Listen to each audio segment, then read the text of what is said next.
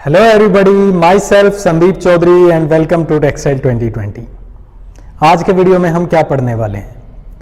आज का वीडियो उन स्टूडेंट्स के लिए हैं जो टेक्सटाइल डिज़ाइन के फील्ड में नए हैं, जिन्हें टेक्सटाइल डिज़ाइन के बारे में ज़्यादा नॉलेज नहीं है, कौन कौन से बेसिक वर्ड्स हैं जो टेक्सटाइल डिज़ाइन के अंदर यूज़ होते हैं। डिज़ाइनिंग सीखने के लिए उन्हें कुछ बेसिक टर्म्स के बारे में पता होना चाहिए। वो कौन कौन सी टर्म्स हैं और उनके बारे में थोड़ा सा इंट्रोडक्शन है, जिससे वो इस फील्ड के बारे में थोड़ी नॉलेज ले सकें और अपनी बिगिनिंग इस फील्ड के अंदर स्टार्ट कर सकें।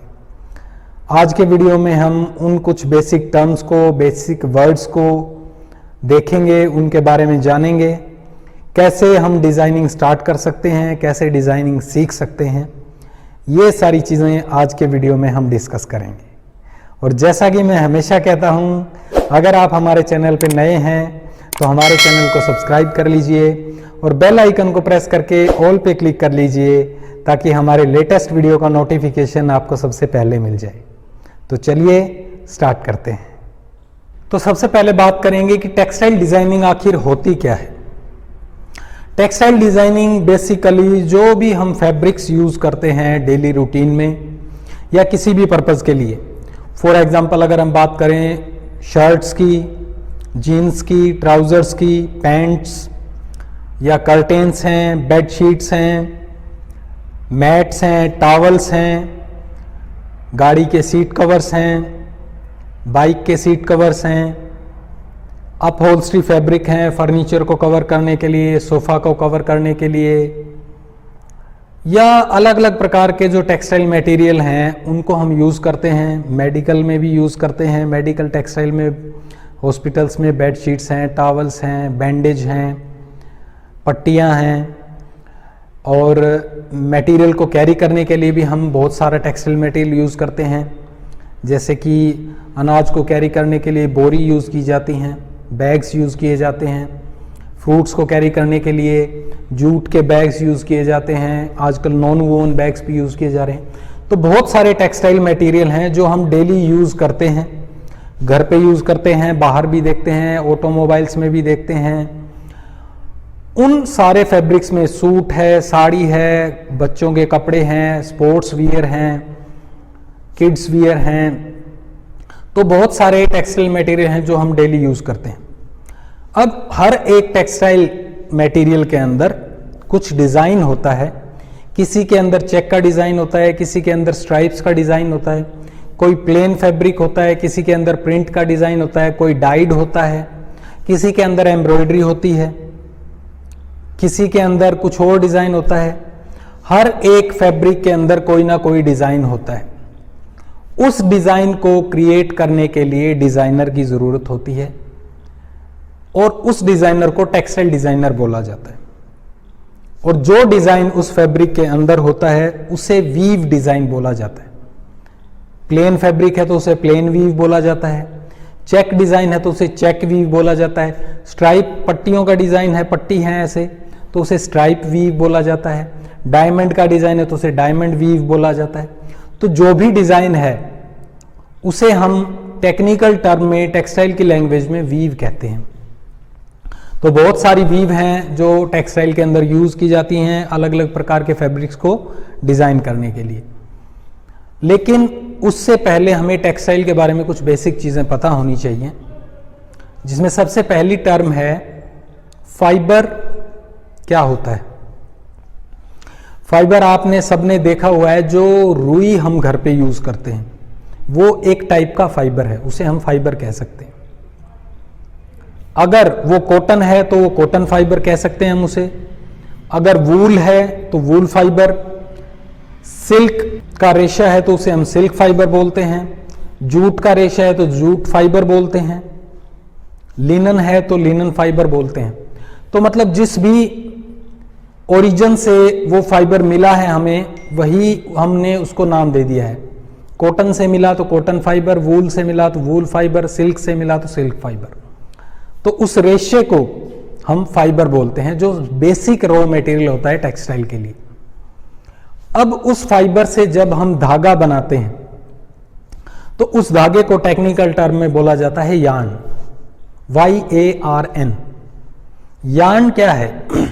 यार्न बेसिकली जो फाइबर हैं, अलग अलग प्रकार के फाइबर हैं, कोई एक फाइबर हमने लिया, मान लीजिए कॉटन फाइबर लिया, उसको हमने अलग अलग मशीन यूज करके, ट्विस्टिंग करके, ड्राफ्टिंग करके, जब हमने उसे एक फॉर्म दे दी, सिलेंड्रिकल फॉर्म दे दी, उस फॉर्म को हम बोलते हैं यार्न।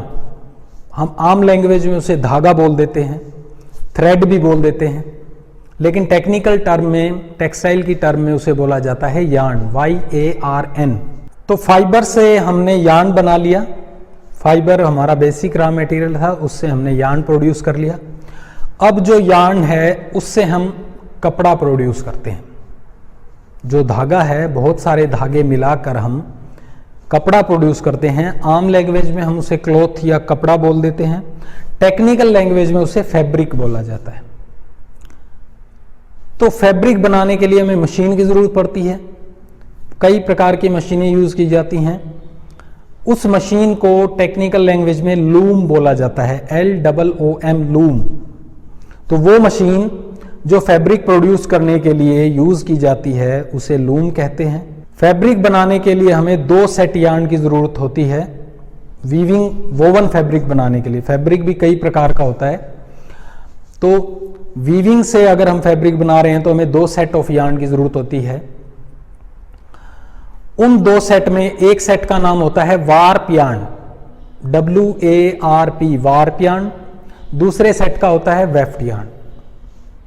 वार्प यार्न और वेफ्ट यार्न जब आपस में एक पर्टिकुलर डिजाइन के हिसाब से इंटरलेसमेंट करते हैं तो जो फैब्रिक बनता है उसे वोवन फैब्रिक कहा जाता है। 2 सेट हमने यार्न के लिए, उनको एक पर्टिकुलर डिजाइन में हमने वीव किया, डिजाइन दिया उसको, उस डिजाइन के बाद जो फाइनल प्रोडक्ट हमें मिलता है उसे बोला जाता है फैब्रिक। तो ये 3 चीजें हमेशा हमें पता होनी चाहिए, फाइबर, यार्न, फैब्रिक। फाइबर से हम बनाते हैं यार्न और यार्न से बनाते हैं हम फैब्रिक। इसको आप ऐसे भी समझ सकते हैं कि जैसे गेहूं है, गेहूं को आप फाइबर मान सकते हैं, गेहूं से हमने बना दिया आटा, आटे को आप यार्न मान सकते हैं, और आटे से हमने बना दी रोटी। तो गेहूं से आटा बना, आटे से रोटी बनी। इसी प्रकार से फाइबर से यार्न बनता है, यार्न से फैब्रिक बनता है। अगर हम वोवन फैब्रिक की बात करें, निटेड फैब्रिक, निटिंग जो स्वेटर होती हैं, जैसे मैंने ये स्वेटर डाल रखी है या आप स्वेटर डालते हो, टी शर्ट पहनते हो, वो निटिंग से बनती हैं। निटिंग फैब्रिक अलग तरीके से प्रोड्यूस किया जाता है, वोवन फैब्रिक अलग तरीके से प्रोड्यूस किया जाता है। उसके अलावा नॉन वोवन फैब्रिक होता है, हम 1 बाय 1 डिस्कस करते हैं। वोवन फैब्रिक जिसमें 2 सेट वार्प और वेफ्ट को हम इंटरलेसमेंट करके फैब्रिक प्रोड्यूस करते हैं, उसे वोवन फैब्रिक कहा जाता है। उसके बाद निटेड फैब्रिक क्या होता है? जब हम एक सिंगल यार्न को यूज करके इंटरलूपिंग की मदद से फैब्रिक प्रोड्यूस करते हैं, तब उसे निटेड फैब्रिक कहा जाता है। इंटरमैशिंग ऑफ लूप्स, लूप्स को आपस में इंटरमैश करके, जाल बना के आपस में एक साथ जोड़ के जब हम फैब्रिक प्रोड्यूस करते हैं तो उसे निटेड फैब्रिक कहा जाता है। उसका स्ट्रक्चर आप यहां देख सकते हैं डायग्राम में कि एक लूप दूसरी लूप से कनेक्टेड है, दूसरी तीसरी से, तीसरी चौथी से, और ऐसे कंटिन्यूअस सीक्वेंस में सारी लूप्स आपस में कनेक्टेड है। अगर एक लूप टूटती है तो पूरा फैब्रिक अनस्टिच हो जाता है, अनरोव हो जाता है, खुल जाता है। लेकिन वोवन फैब्रिक में अगर कहीं पे एक धागा टूट जाए तो पूरा फैब्रिक नहीं खुलता है। क्यों नहीं खुलता है? क्योंकि निटेड फैब्रिक बनाने के लिए हमें इंटरमैशिंग ऑफ लूप करनी पड़ती। तो निटेड फैब्रिक वो फैब्रिक होता है जिसमें इंटरमैशिंग ऑफ लूप्स, वोवन फैब्रिक जिसमें इंटरलेसमेंट ऑफ लूप्स की जाती है। दोनों को डिफरेंशिएट करना है। वोवन वीविंग में जो फैब्रिक होता है वो इंटरलेसमेंट से बनता है, निटिंग में जो फैब्रिक बनता है वो इंटरमैशिंग ऑफ लूप से बनता है। निटेड फैब्रिक के एग्जांपल हैं टी शर्ट हैं, लोअर हैं, स्वेटर्स हैं, स्वेट शर्ट्स हैं। तो ये सारे निटेड, सॉक्स हैं, सॉक्स निटेड फैब्रिक का एग्जांपल है। वीविंग से बने हुए फैब्रिक के एग्जांपल सूट हो सकते हैं, साड़ी हो सकती है, शर्ट हो सकती है, पैंट हो सकती है, जीन्स, हैंकी, हैंडकरचीफ जो हम रुमाल यूज करते हैं, ये सारे बेडशीट हैं, ये सारे एग्जाम्पल हैं वोवन वीविंग से बने हुए फैब्रिक। उसके बाद नेक्स्ट है non woven fabric. Non woven जिसमें वीविंग नहीं की जाती, तो वीविंग नहीं की जाती तो फैब्रिक कैसे बनता है? इस मेथड के अंदर हम फाइबर से डायरेक्ट फैब्रिक प्रोड्यूस करते हैं। जो यार्न बनाने की प्रोसेस है उसको हमने एलिमिनेट कर दिया, हटा दिया। बेसिकली पहले फाइबर से यार्न बनता है, यार्न से फैब्रिक, बट नॉन वोवन के केस में डायरेक्ट फाइबर से हम फैब्रिक बना सकते हैं, बट उसकी स्ट्रेंथ जो यार्न से बने हुए फैब्रिक से कम होती है। अब उसको बनाने का तरीका क्या है? नॉन वोवन फैब्रिक को हम फाइबर लेते हैं, उन फाइबर्स को एक लेयर में स्प्रेड करते हैं, उसके बाद उसके ऊपर ग्लू स्प्रे किया जाता है, एडेसिव चिपकाने के लिए एक मटेरियल स्प्रे किया जाता है, फिर दूसरी लेयर बिछाई जाती है, उनको आपस में चिपका दिया जाता है उस ग्लू की मदद से। ये एक लेयर या दो लेयर, वो डिपेंड करता है हमें कितनी थिकनेस का फैब्रिक चाहिए। आजकल आपने देखा होगा, हम किसी भी शॉप पे जाते हैं कपड़ा लेने के लिए या मिठाई लेने के लिए, तो वहाँ पर हमें जो थैले दिए जाते हैं वो ना प्लास्टिक के होते हैं, ना ही वो कागज़ के होते हैं, वो नॉन वोवन होते हैं। उनको मतलब हम ज़्यादा जोर लगा के अगर खींचते हैं तो वो फट जाते हैं। उन्हें नॉन वोवन फैब्रिक बोला जाता है। जैसा कि आप डायग्राम में देख सकते हैं, ये नॉन वोवन फैब्रिक का एग्जाम्पल है। आजकल ये काफ़ी यूज़ किए जाते हैं, कम कॉस्ट आता है इनको प्रोड्यूस करने के लिए। इसके बाद नेक्स्ट जो टाइप है वो है बॉन्डेड फैब्रिक। बॉन्डेड फैब्रिक का एग्जाम्पल है, जैसे गाड़ी का सीट कवर आप अगर ध्यान से देखेंगे बैक साइड से, उसके नीचे आपको एक जाली लगी हुई मिलेगी जिसके ऊपर वो रेक्सीन या लेदर चिपकाया जाता है। ऐसे ही बाइक का सीट कवर या आपकी साइकिल का सीट कवर अगर आप देखेंगे तो दो फैब्रिक आपको चिपके हुए मिलेंगे, नीचे एक जाली मिलेगी, ऊपर एक फैब्रिक मिलेगा, या दोनों के बीच में एक लेयर मिलेगी फैब्रिक की। तो बॉन्डेड फैब्रिक प्रोड्यूस करने के लिए भी हम ग्लू या एडहेसिव का यूज करते हैं। नॉन वोवन में फाइबर को चिपकाया जाता है, फाइबर मतलब जो रेशा होता है, लेकिन बॉन्डेड फैब्रिक में दो फैब्रिक को या दो से ज्यादा फैब्रिक को चिपकाया जाता है। फैब्रिक बना लिया हमने, पहले एक लेयर फैब्रिक की रख दी, उसके ऊपर ग्लू स्प्रे कर दिया, फिर दूसरी लेयर रख दी, फिर दोबारा ग्लू स्प्रे कर दिया, तीसरी लेयर रख दी। अगर हमें 3 प्लाई फैब्रिक बना रहा है, 2 प्लाई बना रहे हैं तो दो के बीच में ग्लू लगा के दो फैब्रिक्स को हमने चिपका दिया। आप डायग्राम में देख सकते हैं बॉन्डेड फैब्रिक के एग्जाम्पल। तो इस प्रकार से जो फैब्रिक प्रोड्यूस किए जाते हैं उन्हें बॉन्डेड फैब्रिक कहा जाता है। उसके बाद नेक्स्ट जो टाइप है वो है क्रोचेट फैब्रिक। क्रोचेट फैब्रिक होता है जिसके अंदर हम एक एलिमेंट यूज करते हैं जिसे बोलते हैं क्रोशिया। आपने सुना होगा, आपके घर पे भी आपने देखा होगा किसी को। क्रोशिया एक मेटल का हुक टाइप एलिमेंट होता है जिसके आगे नोक होती है और उसके अंदर थ्रेड को यूज करके उससे डिजाइन क्रिएट किया जाता है। जैसे घर पे स्वेटर बनाने के लिए 2 नीडल्स का यूज करके हमारी घर पे जो कोई भी हैं वो नीडल का यूज करके नीटिंग करती हैं, इसी प्रकार से क्रोशिया से भी बहुत सारे फैब्रिक प्रोड्यूस किए जाते हैं जो हम टीवी को कवर करने के लिए या टेबल को कवर करने के लिए, बिछाने के लिए, उसको सजावट के लिए उसको यूज करते हैं। उसमें उस क्रोशिया की मदद से जो फैब्रिक प्रोड्यूस किया जाता है उसे क्रोचेट फैब्रिक बोला जाता है।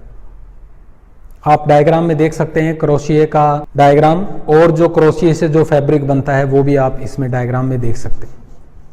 इसको बेसिकली सजावट के लिए इस फैब्रिक को यूज किया जाता है, क्रोचेट फैब्रिक को। उसके बाद नेक्स्ट एक और टाइप है एम्ब्रॉयडरी फैब्रिक।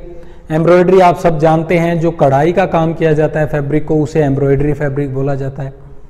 कढ़ाई हम हमारी जो नॉर्मल नीडल है उसको यूज करके कर सकते हैं, हैंड से भी कर सकते हैं, मशीन से भी कढ़ाई की जाती है।